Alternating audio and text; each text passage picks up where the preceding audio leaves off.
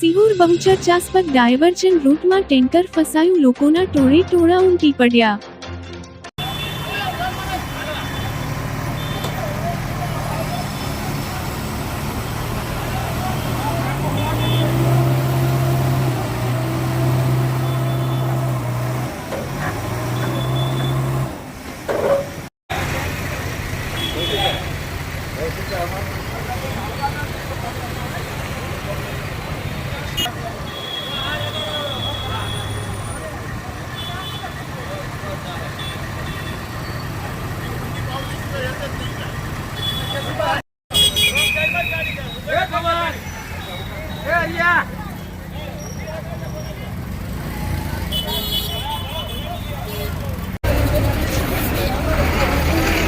દીપભાઈ, આપનું શું કહેવું છે આ ડાયવર્ઝન વિશે?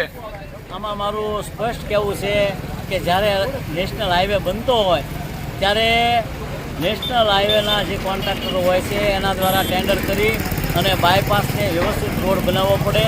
અને નગરપાલિકાની આમાં ઘોર બેદરકારી છે કે નગરપાલિકા કોકના બાપના બાળિયા પૂંછતા એમ જે કામગીરી માર્ગ અને મકાન પીડબ્લ્યુડી અને સરકારની છે એ નગરપાલિકાએ લીધી છે, એટલે નગરપાલિકાએ આ કપચાને એવું નબળું નાખ્યું છે, એટલે આ ખતરો ખૂટી ગયો છે।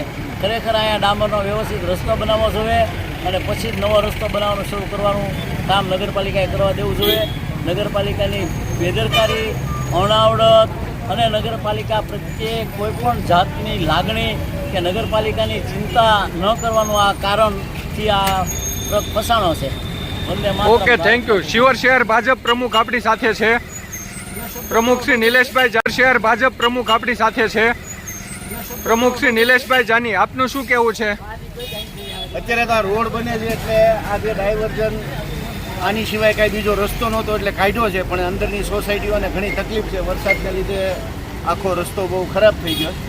2 દિવસ પહેલાં વરસાદ હશે અને આમાં આ નાખ્યું એટલે અહીંયા ટ્રકમાં હેવી લોડિંગ છે એટલે અત્યારે ખૂટી ગયો છે, લોડિંગ છે બહુ એટલે વજન વધારે ખૂટી ગયો છે। માલિકને ફોન કર્યો છે, હમણાં આવે એટલે તકલીફ તો છે થોડી, જ્યાં સુધી આ હાઈવે નહીં બને ત્યાં સુધી થોડીક આ તકલીફ થોડીક વધારે છે તકલીફ।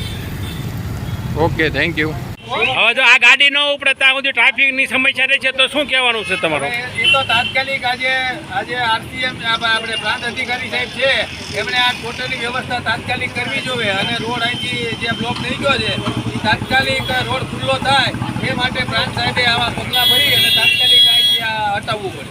સિહોર નગરપાલિકા આ જ્યારથી રોડ થયો ત્યારથી જ પ્રોબ્લેમ છે અને આ વહીવટી અણાવડત પીડબ્લ્યુડીની ગણો, નેશનલ HIની ગણો કે પાલિકાની ગણો, પાલિકાની તો આમાં કોઈ ફંક્શન આવતું નથી, પણ આ જ્યારે નેશનલનો રોડ જે જ્યારે છે ત્યારે ડાયવર્ઝન જ્યારે કાઢવાનો હોય ત્યારે પાકો રોડ દરેક જગ્યાએ થતો હોય છે ને એમાં ચોમાસાનો સમય છે એટલે વાહનો માલિકોને કોઈ મુશ્કેલી ન પડે એ માટે થઈને પાકો રોડ બનાવવો જોઈએ, પણ આ વહીવટી અણાવડતના હિસાબે થઈ અને માટી અને કપચા નાખીને આ રોડવું છે તો આજુબાજુની જે સોસાયટીઓ છે એ સોસાયટીઓને પણ આના હિસાબે તકલીફ પડી છે।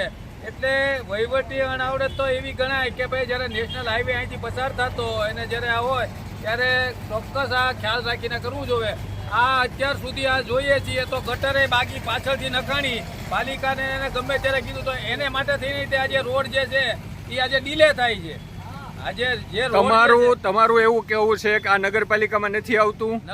તો નગરપાલિકાના JCB, ટ્રેક્ટર વગેરે સવારે શા માટે કામ કરતા હતા? નગરપાલિકામાં નથી આવતું પણ એક આજે જે સુવિધા નાગરિકોને મળી રહે આ તો નગરપાલિકાના વાહનોનો ઉપયોગ કેમ કરવામાં આવ્યો હતો?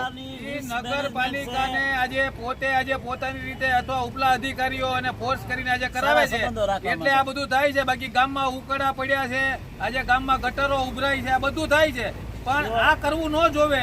આ પીડબ્લ્યુડીની અને નેશનલ હાઈવે ઓથોરિટીની છે જવાબદારી, તેમ છતાંય તે આ કોઈ બી વસ્તુ કોઈ બી અહીંયા કઈ રોડ કઈ બનાવ્યા વગર અહીંથી હાલે છે તો એનો ભોગ આજે આ વાહન માલિકો બને છે અને પબ્લિક પણ આનો ભોગ બને છે।